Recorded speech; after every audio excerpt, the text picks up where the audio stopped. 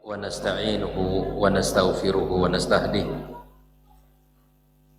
ونعوذ بالله من شرور أنفسنا وسيئات أعمالنا من يهد الله فلا مضل له ومن يضلله فلا هادي له أشهد أن لا إله إلا الله وحده لا شريك له وأشهد أن محمدا عبده ورسوله صلى الله عليه وعلى آله وأصحابه ومن سار على نهجه واستنى بسنته إلى يوم الدين. قال تعالى: يا أيها الذين آمنوا اتقوا الله حق تقاته ولا تموتن إلا وأنتم مسلمون. سبحانك لا علم لنا إلا ما علمتنا إنك أنت العليم الحكيم. Amma ba'd, kaum muslimin dan muslimat, jamaah salat maghrib dan isya Musalla Darul Hijrah Kota Bangkinang, dan seluruh pendengar dimanapun berada, rahimani wa rahimakumullah. Alhamdulillah, kita bersyukur pada Allah Subhanahu wa ta'ala. Pada malam ini kembali Allah pertemukan kita di majelis yang mulia ini, di taman surga, taman ilmu,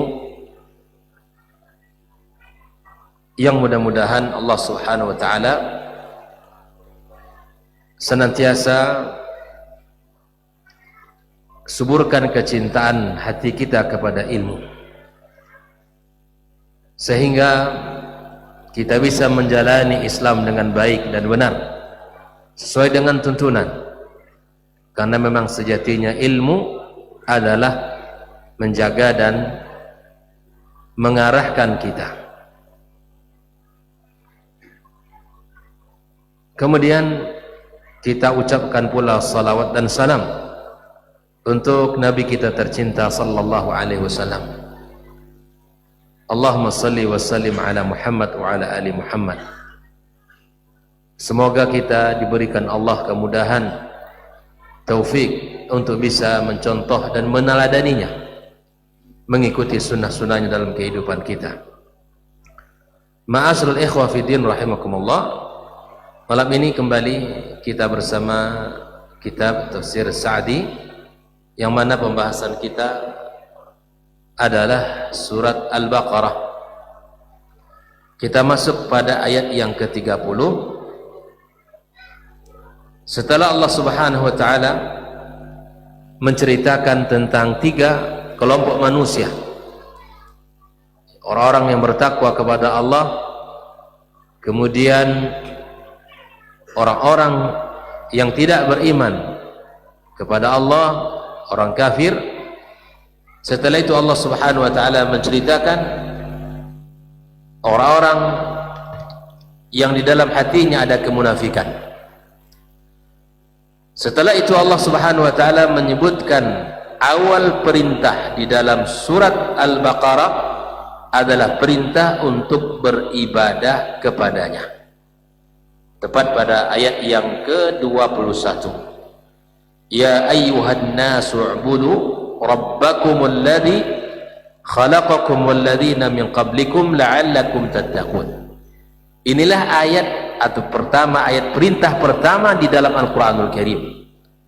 Perintah yang Allah berikan pertama kali di dalam Al-Qur'anul Karim dalam surah Al-Baqarah adalah perintah untuk beribadah kepadanya, mengikhlaskan seluruh ketaatan kita kepadanya, karena dialah Allah yang telah menciptakan kita.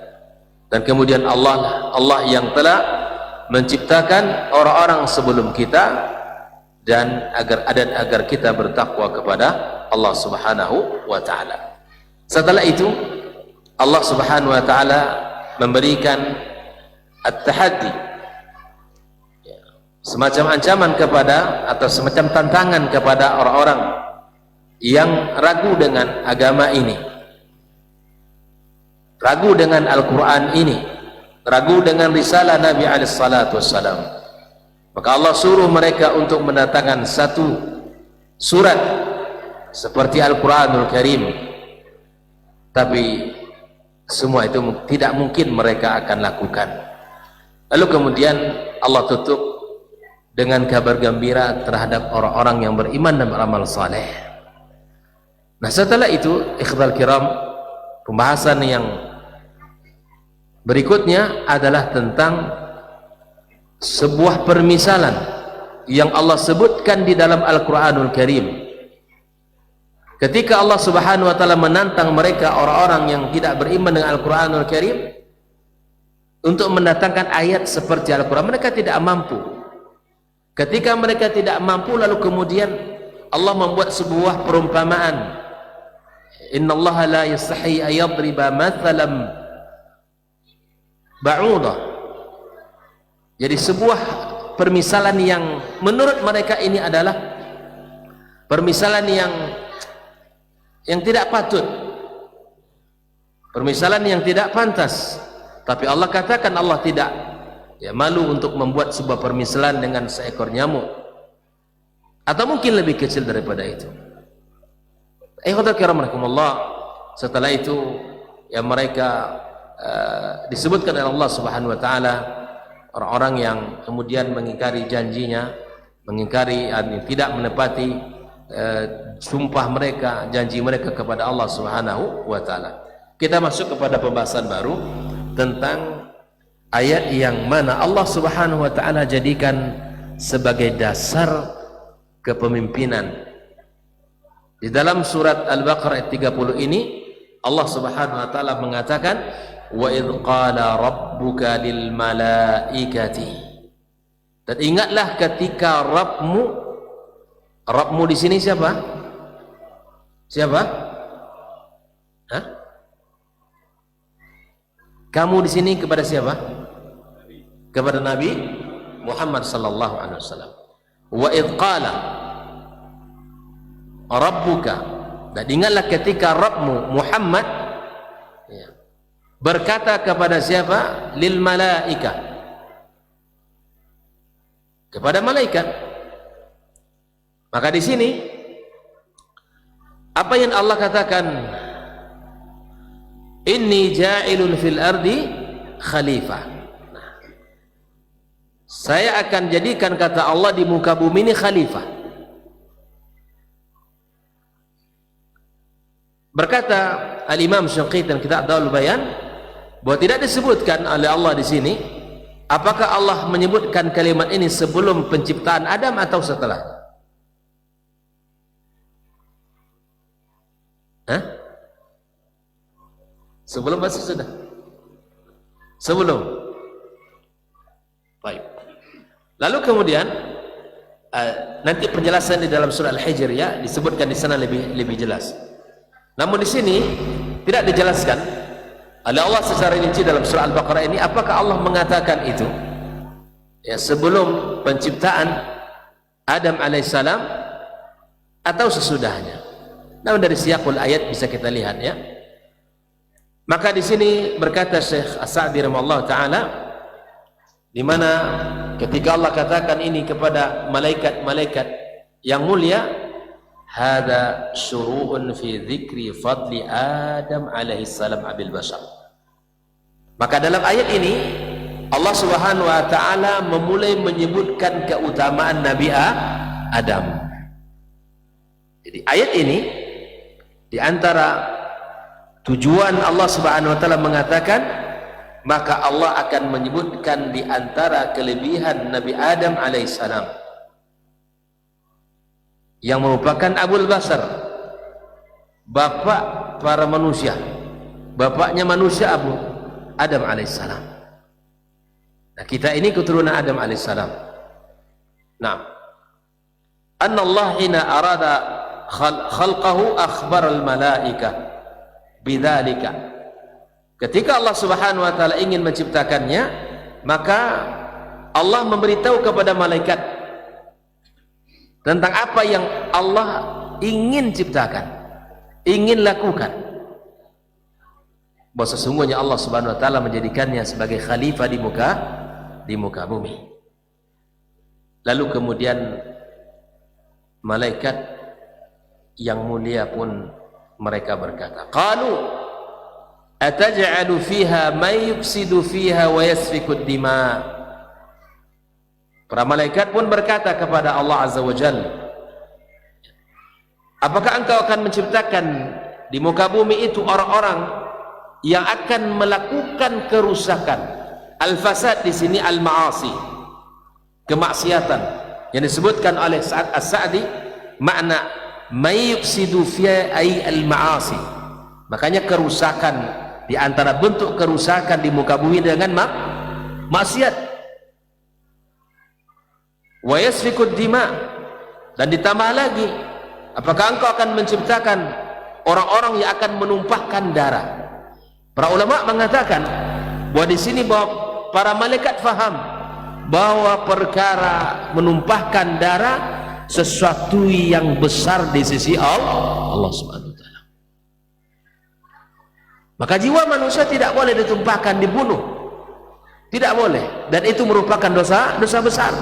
Malaikat faham bahwa penumpahan darah, membunuh orang itu dosa besar di sisi Allah.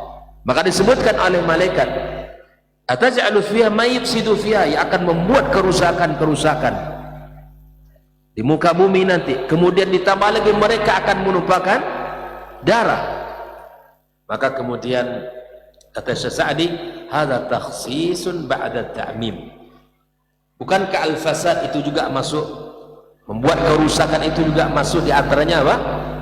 Adalah menumpahkan darah. Maksiat adalah kerusakan.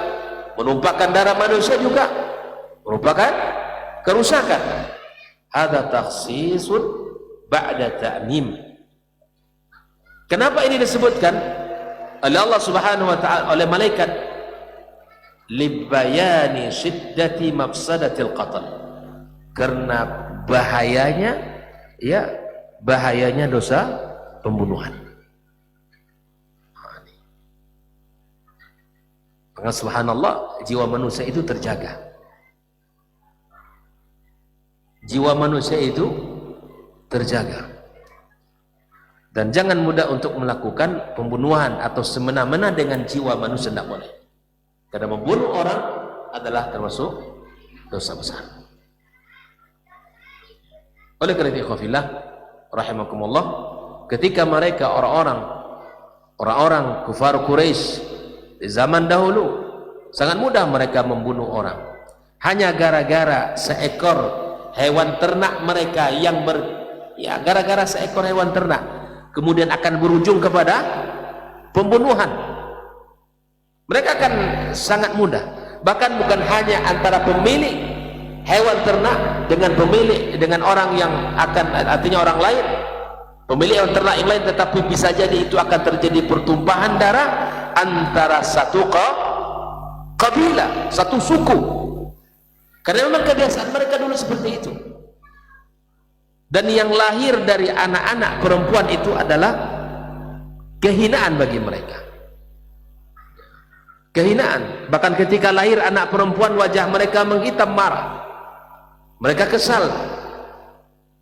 Seorang wanita lahir dibawakan ke tempat lubang yang sudah digali, di samping itulah dia melahirkan istrinya.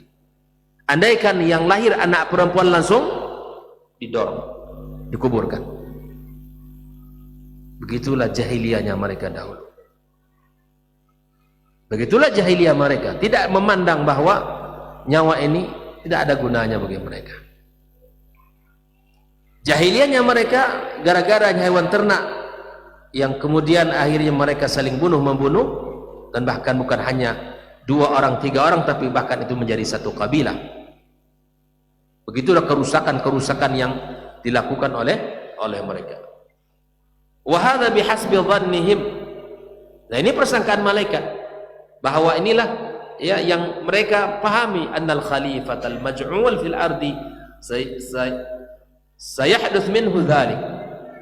Dikhawatirkan orang-orang yang khalifah yang Allah jadikan di muka bumi itu akan terjadi ya peristiwa-peristiwa yang telah dikhawatirkan oleh para malaikat Allah Subhanahu wa taala. Lalu Allah katakan fanazzahul bari an dzalik. Allah menepis apa yang mereka anggap tadi.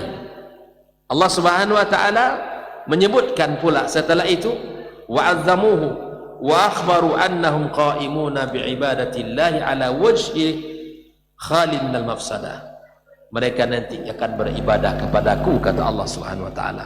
Mereka nanti akan taat, mereka akan menegakkan agama di muka bumi. Malaikat pun menyebutkan sisi mereka. Setelah menyebutkan khalifah yang akan dijadikan Allah itu membuat kerusakan, kemudian para malaikat berkata kepada Allah, wa nahnu nusabbihu bihamdik, sementara kami, dan kami, kata malaikat, adalah bertasbih, mensucikanmu dan memujimu, nusabbihu bihamdika wa nuqaddisu lak. Mereka malaikat-malaikat Allah ini malaikat makhluk yang memang diciptakan Allah untuk beribadah. La ya'suna Allah ma amarahum wa yaf'aluna ma yu'marun. Tak pernah mereka durhaka kepada Allah. Tidak seperti manusia. Maka di sini tasbih secara umum, kalimat-kalimat thayyibah, ya, seperti tasbih subhanallah, subhanallah dan seterusnya. Semua tasbih, tahmid, kalimat-kalimat thayyibah itulah yang dibaca oleh para malaikat-malaikat Allah Subhanahu wa taala.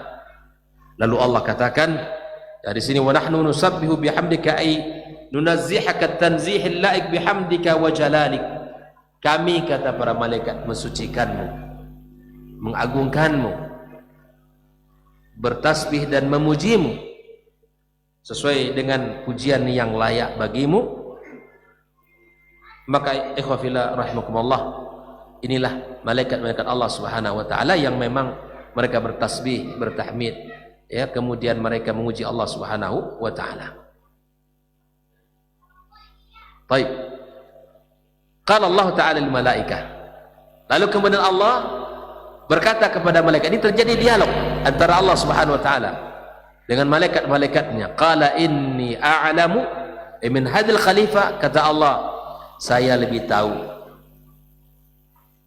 dengan khalifah yang aku ciptakan di muka bumi, ma la ta'lamun, ya, ma la ta'lamun, sementara kalian tidak mengetahuinya. Artinya Allah menyebutkan Allah lebih tahu, sementara kalian tidak mengetahuinya. Ikhwatal kiram, bahwa Allah lah yang tahu tentang rahasia. Apa yang Allah inginkan di muka bumi, Allah yang tahu. Dengan kemaslahatannya, dengan segala apa yang ada di muka bumi, apa yang akan terjadi di muka bumi ini, yang telah terjadi, yang sedang terjadi, akan terjadi, semua Allah yang faham, Allah yang tahu. Allah menciptakan laki-laki dan perempuan, Allah lebih tahu tentang maslahatnya. Allah menciptakan yang kaya dan yang miskin, Allah tahu tentang maslahat itu semua. Allah ciptakan siang dan malam, perputaran, pergantian, itu Allah tahu maslahat-maslahat itu semua. Dan Allah menciptakan pula orang-orang beriman, dan di sana ada orang-orang kafir, Allah yang tahu. Semua itu adalah Allah yang tahu dengan az-zawahir was-sarair. Allah yang lebih paham dengan itu semua. Wa alam anna al-khair al-hasil bi khalq hadha al-khalifah ad'af ma fi dhimni dhalika min asy-syarr. Ikhwatul kiram, maka di sini ketika Allah Subhanahu wa taala katakan kepada mereka, thumma lama kana qul malaikati alaihim assalam, fi isyarah ila fadlihim ala al-khalifati alladhi yaj'alu Allah fil ard. Nah, di sini ada sebuah isyarat bahwa perkataan mereka, kami yang memujimu, yang mensucikanmu, ini menunjukkan keutamaan mereka atas al-khalifah yang akan Allah jadikan di muka bumi. Maka Allah Subhanahu wa taala ingin menjelaskan kepada mereka tentang keutamaan Adam alaihissalam yang belum mereka ketahui. Nah, mulailah akan terjadi nanti dialog di sana. Wa kama qala, ya, Allah tabaraka wa taala, maka kemudian pada ayat berikutnya Allah suruh wa 'allama Adam al-asma'a kullaha. Lalulah setelah itu, ya, Adam alaihissalam mengajarkan nama-nama. Fa'allama Adam al-asma' kullaha, asma' al-asya', nama-nama segala sesuatu, wa huwa man huwa musamma biha. Fa'allamahu al-ism wal musamma, al-alfaz wal ma'ani, disebutkan oleh Adam, disebutkan satu persatu. Hatta al-muqabbir min al-asma' al-qas'a wal musaghir kal-qasi'ah, dan semua disebutkan. Thumma aradahum ay arad al-musammayat 'ala al-malaika imtihanan lahum, sebagai bentuk ujian. Hal ya'rifuna am la, kata Sa'di, Allah suruh Adam alaihissalam sebutkan nama-nama itu. Kalau tadi kan mereka lebih mengetahui perasaan mereka, malaikat-malaikat itu, sekarang diuji oleh Allah Subhanahu, membuktikan bahwa Allah lebih tahu tentang apa yang mereka persangkakan itu. Maka kemudian Adam alaihissalam memulai mengajarkan mereka. Thumma aradhum 'alal malaikati faqala ambi'uni bi asma'i haula, sebutkan kepadaku nama-nama, ya, benda-benda itu. In kuntum sadiqin fi qawlikum wa dhannikum annakum afdal min hadhil khalifah. Lalu kemudian adalah ujian. Malaikat pun diuji oleh Allah Subhanahu wa taala. Sebutkan nama-nama itu kalau kalian tahu. Kalau kalian betul-betul menyangka bahwa kalian lebih baik daripada apa yang kuciptakan, sebutkan nama-nama itu. Nah, ikhwatul kiramakumullah, disinilah adab yang diajarkan oleh malaikat-malaikat mulia itu kepada kita. Qalu subhanaka la ilma lana illa ma'allamtana. Ini adab. Walaupun tadi dia mengaku bahwa dia lebih paham, lebih tahu, Allah kemudian uji mereka. Dan ini harus kita tiru dalam kehidupan. Ketika kita tidak tahu, kemudian kita dikasih tahu, sudah. Kalau yang kita tidak tahu itu kemudian datang berita dengan dalil yang benar, maka kita katakan dengan penuh adab seperti mana para malaikat-malaikat Allah katakan, qalu subhanaka la ilma lana illa ma 'allamtana innaka antal alimul hakim. Ilmu itu luas. Ilmu itu luas. Ilmu Allah itu luas. Maka mungkin kita tidak tahu, orang lain tahu.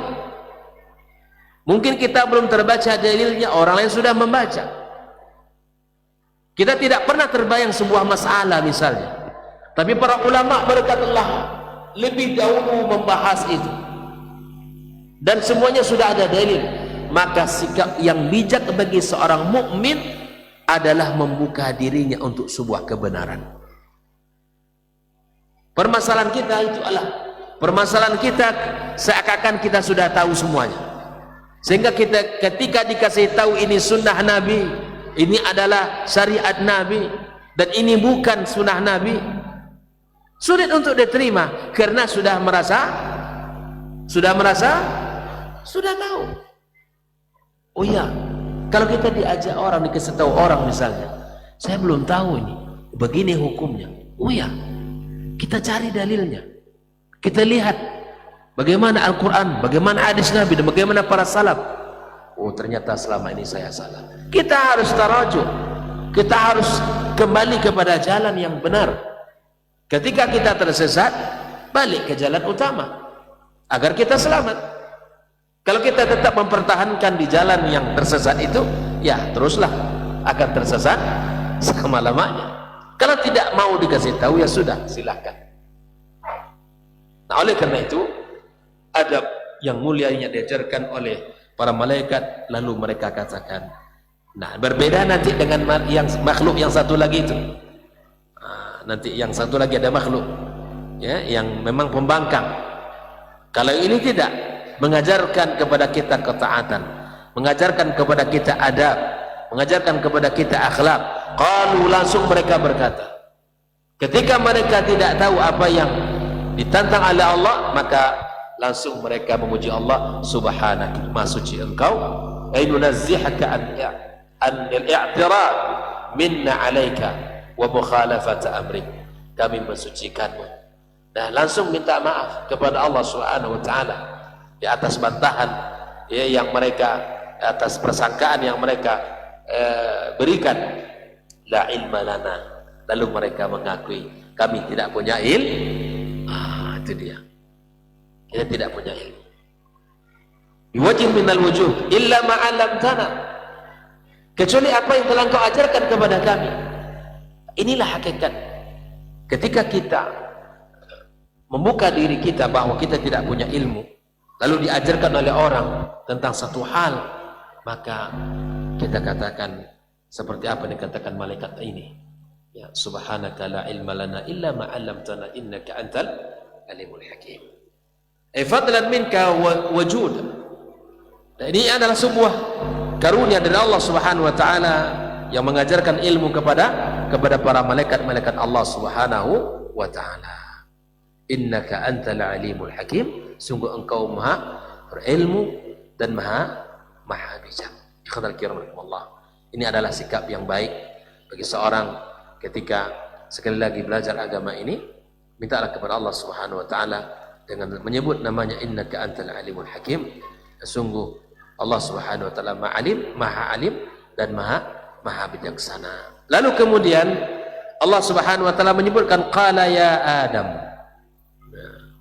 Lalu kemudian Allah berkata kepada Adam. Ya. Di sini Allah Subhanahu wa taala katakan ya kepada Adam alaihissalam, qala ya Adamu anbi'hum bi asma'ihim. Allah suruh Nabi Adam untuk ngasih tahu mereka. Anbi'hum bi asma'ihim. Di sini Allah Subhanahu wa taala menyuruh kepada Nabi Adam alaihissalam untuk memberitahu, ya. Lalu kemudian falamma anba'hum bi asma'ihim qala alam aqul lakum inni a'lamu ghaibas samawati wal ard wa a'lamu ma tubduna wa ma kuntum taktumun. Di sini dijelaskan oleh Sa'di rahimahullah taala kata-kata innaka antal alimul hakim. Sebelum menjelaskan ayat ini, al-alim ilmu Allah alladzi ahata ilman bi kulli syai. Ilmu Allah itu maha luas, meliputi segala sesuatu. Tidak ada satupun yang tersembunyi.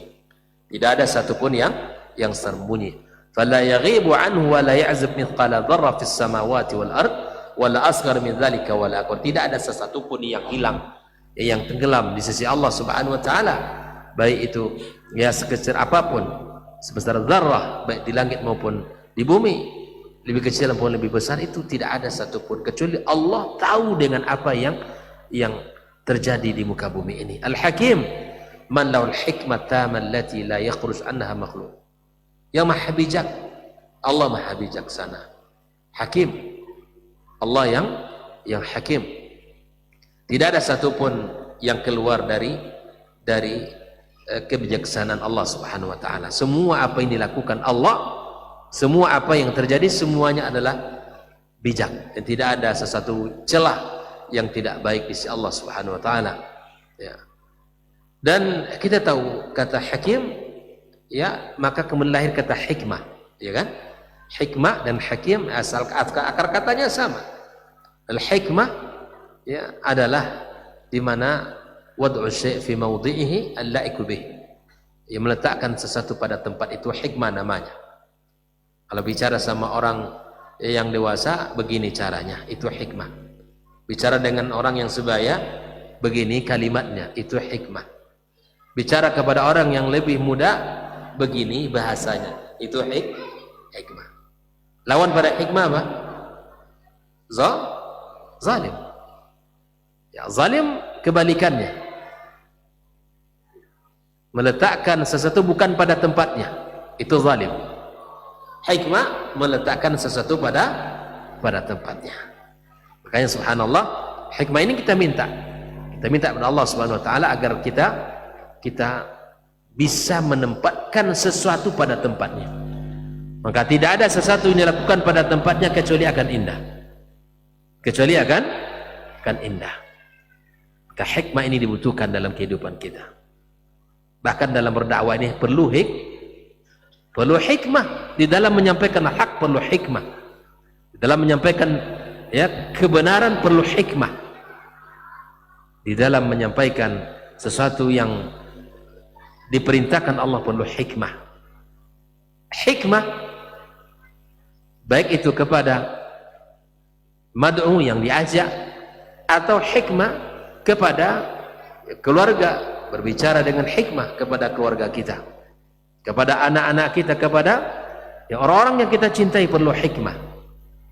Nah, ini yang perlu kita belajar dari sifat-sifat Allah Subhanahu wa ta'ala. Allah Maha Hakim, dan tidak ada sesuatu yang dilakukan dan dibuat oleh Allah kecuali dengan penuh hikmah. Ikhwatakiramahumullah. Nah, ketika Allah katakan ya Adam ambihum bi asma'ihim, ay asma'al musammayat, nama-nama ya yang disebut allati aradaha Allah 'alal malaikati fa'ajazu anha.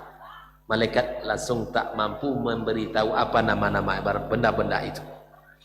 Ya. Falamma anba'ahum bi asma'ihim. Ketika ini tabayyana lil malaikati fadla Adam alaihi salam. Maka di sinilah para malaikat langsung tahu keutamaan Adam. Adam yang ngasih tahu. Wa hikmatul bari wa 'allamahu fi istikhlafi hadzal khalifah atau hadzal khalifah. Langsung mereka langsung faham, oh ternyata betul apa yang Allah ciptakan ini, subhanallah, di luar apa yang kita pahami. Nah, oleh karena itu ikhwafillah, di sini juga sekali lagi kita sebagai seorang hamba, ya, kita juga harus memiliki sifat tawadhu, ya, bahwa di setiap orang yang alim ada yang lebih alim. Di setiap orang yang tahu ada lagi orang yang lebih tahu. Maka bangunlah sifat tawaduk dalam diri, tidak kita sombongkan diri kita. Maka inilah akhlak yang indah, yang luar biasa yang dicontohkan oleh malaikat Allah Subhanahu wa ta'ala. Qala alam aqul lakum inni a'lamu ghaibas samawati wal ard wa huwa ma ghaba 'anna falam nushahidu. Al-ghaib itu sesuatu yang tidak bisa kita lihat, itu ghaib. Ghaib, ya. Fa idza kana 'aliman bil ghaib fas-shahadatu min babi aula. Kalau Allah mengetahui sesuatu yang ghaib, yang lebih nampak apalagi, ya kan begitu. Wa a'lam ma tubdun tuzhirun wa ma kuntum taktumun. Thumma amarahum ta'ala bis sujud li Adam ikraman lahu wa ta'ziman. Nah, setelah itu ya Allah kemudian menyuruh para malaikatnya, wa idh qulna lil malaikati isjudu li Adam. Sujud apa tidak? Fasajadu illa iblis.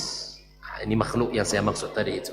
Mari kita lihat, jangan salah pula Allah menyuruh kita untuk hanya sujud kepada, kenapa pula malaikat disuruh sujud kepada Adam? Ini maksudnya di sini dijelaskan oleh Sa'di bahwa amarallahu tabaraka wa ta'ala bisujud li Adam ikraman lahu wa ta'ziman.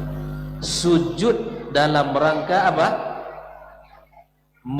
Menghormati, memuliakan Adam, bukan sujud bukan sujud ibadah. Kalau ibadah hanya kepada Allah Subhanahu wa ta'ala.